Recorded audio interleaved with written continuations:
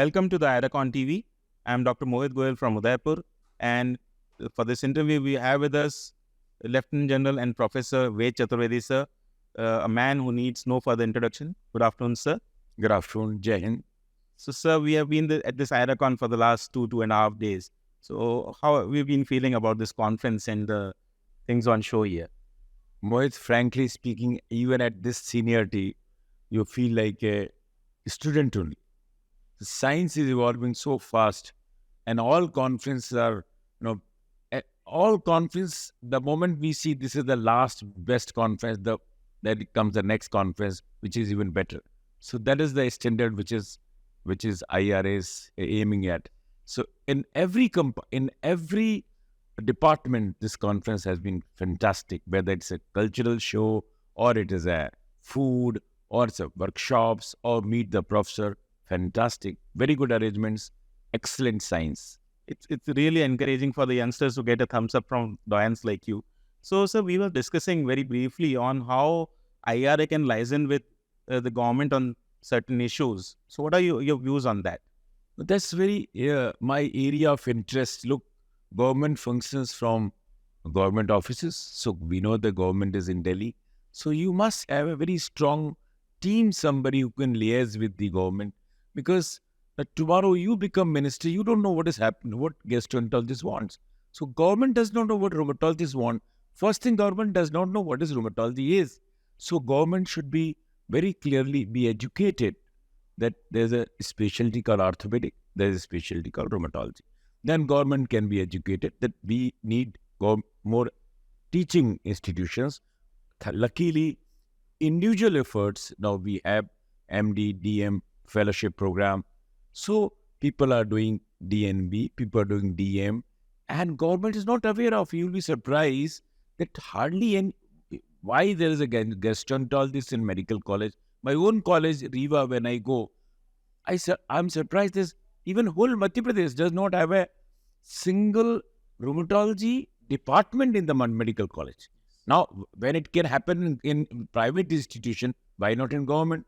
So we have about 1,000 medical colleges.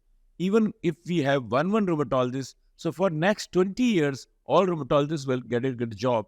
So all people who are near the government, whosoever he may be, it's not necessarily somebody formal, whosoever is near the government has to put in the government ear that we have rheumatologists. Every year, about 100 people are coming out now. If you really ask me, about 100 people are added every year now. So they need employment. Otherwise, our problem will be complicated, like cardiologist. So if you don't do it, cardiology will still good that government could absorb them. Suddenly, you will find 100 rheumatologists today in Delhi. There will be 200 rheumatologists.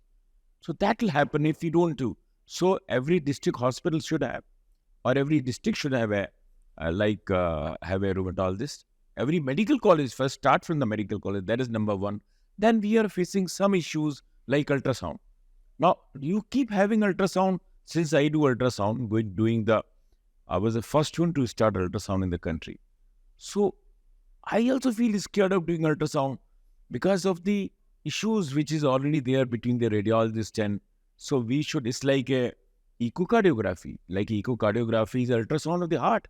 Same is for this thing. So we need at every level we should tell the government that it's a rheumatology ultrasound we need it. That is number one. So technology, any new technology is coming, we have to inform the government that we also need it.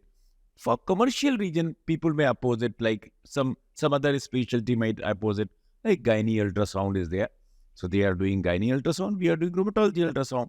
Next comes the disability. Now tell me, can you imagine, you are the best person, Mohit, tell me, there is an orthopedic disability. There's nothing like rheumatology disability. And luckily, I know the commissioner of disability. So he's a Fauji. So I asked him, look, why rheumatology? He said, nobody has come to me. He says, you tell me, has anybody written even a single letter? So what I mean, that probably we have to work on these things which are important for our future. Well, because youngsters, you're teaching them ultrasound, but moment they will go, they will not allow them to do ultrasound. So it will be difficult.